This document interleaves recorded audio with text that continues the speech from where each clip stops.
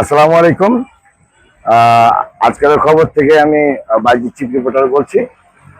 আহ, দর্শকবৃন্দ, আপনারা দেখতে পাচ্ছেন পিছিয়ে যে পাম্পটা, এই পাম্পটা অত সরকারি তেল দেয় এবং সরকারি নীতিমালা মেনেই তেল দেয়। তারপরেও যতটুকু বরাদ্দ এতটুকুই সরকার দিবে, তার বেশি অতিরিক্ত তেল দিবে না। তার কারণ একটাই, আমাদের অসৎ মনোভাব। এই অসৎ মনোভাব কাটানোর জন্য বিভিন্ন শ্রেণীর লোকজন তাদের জন্য কষ্ট ভোগ করছে। দর্শকবৃন্দ, আপনাদের কাছে বিনীত অনুরোধ থাকবে, আপাতত কিছুদিনের জন্য হলেও একটু কন্ট্রোলে চলেন আপনারা, দেশ ঠিক হয়ে যাবে। দেশ যদি ঠিক না হয়, বিশৃঙ্খলা হয়, সেই ক্ষেত্রে একটা পাম্প খোলা থাকবে না, বন্ধ হয়ে যাবে।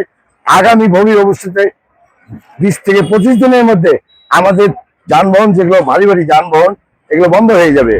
প্রাইভেট কার বন্ধ হয়ে যাবে, মোটরসাইকেল বন্ধ হয়ে যাবে, গোটা পাম্প বন্ধ হয়ে যাবে, গোটা দেশ অচল হয়ে যাবে। দর্শকবৃন্দ, আপনারা দেখতে পাচ্ছেন দিনাজপুরের সেই পেট্রোল পাম্প বিখ্যাত, এবং এখানে মাপও ভালো হয় এবং তেল অলস টাইম থাকে। তা বাদেও তারা অক্ষমতা স্বীকার করছে, তেল আমরা পর্যাপ্ত পরিমাণে পাচ্ছি না। তার মানে চাষি ভাইয়েরা ঠিক মতো তেল পাচ্ছে না, যার কারণে ভবিষ্যৎ আমরা ধারণা করেছি, গোয়েন্দা রিপোর্ট নিয়েছি। এই ধারণাতে আমরা আমাদের মনে বলে যে নিত্য পণ্যের জিনিস দাম বাড়বে অচিরেই, এবং ধানের দাম কি হবে দর্শকবৃন্দ আপনারা বুঝতে পারছেন। ধন্যবাদ। আজকের খবর থেকে চিফ রিপোর্টার বাইজিৎ, দিনাজপুর বলছিলাম।